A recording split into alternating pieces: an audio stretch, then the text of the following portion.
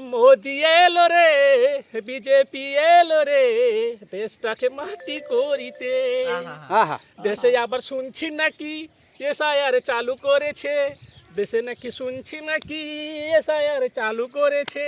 ওই এসআইআর চালু করাতে কতজন গেছে মরে, ওই এসআইআর চালু করাতে কতজন গেছে মরে। বিজেপি এলো রে, মোদি এলো রে, দেশটাকে ধ্বংস করিতে। ওই যত এসআইআর চালু করলো গরিব মানুষের কষ্ট হলো, যত এসআইআর চালু হলো গরিব মানুষের কষ্ট হলো। মোদি তো ওপর মলে বসে মজা লিল রে, বিজেপি এলো রে, দেশটাকে মাটি করলো রে, এই পশ্চিম বাংলাটাকে শেষ করে দিল রে।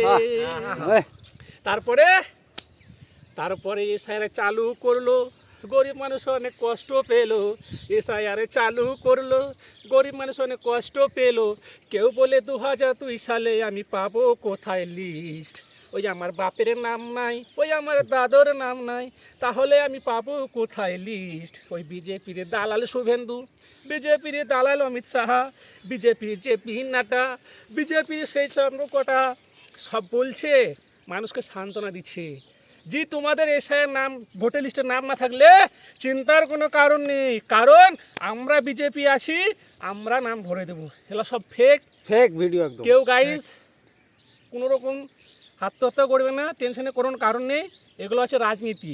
রাজনীতি একদম রাজনীতি আপনারা কোনো রকম ভয় করবেন না, কোনো রকম কোনো কিচ্ছু করা টেনশন করার দরকার নেই। বাড়িতে বিএলও বাড়িতে যদি কেউ আসে আপনাদেরকে ডকুমেন্টস দিতে, ফর্ম দিতে, আগে তার ডকুমেন্টস ফর্ম দেওয়ার আগে যারা যাচাই করবেন তার নাম কি, কোন ডিপার্টমেন্টে থাকে, তার আইডি কার্ড, তার ফোন নম্বর, তার এক কপি ছবি সঙ্গে নেবেন, আর ফর্ম দিবে দুটো করে, তারপরে সইটা করবেন, তার আগে কখনো করবেন না। আর বিভ্রান্ত হওয়ার কোনো দরকার নেই, চিন্তার কোনো দরকার নেই। আর আমি গরিব মানুষকে সাপোর্ট ফুল করব। একটা কথাই বলবো, আপনারা নিশ্চিন্তে থাকুন, নিশ্চিন্তে খান, নিশ্চিন্তে বাঁচুন।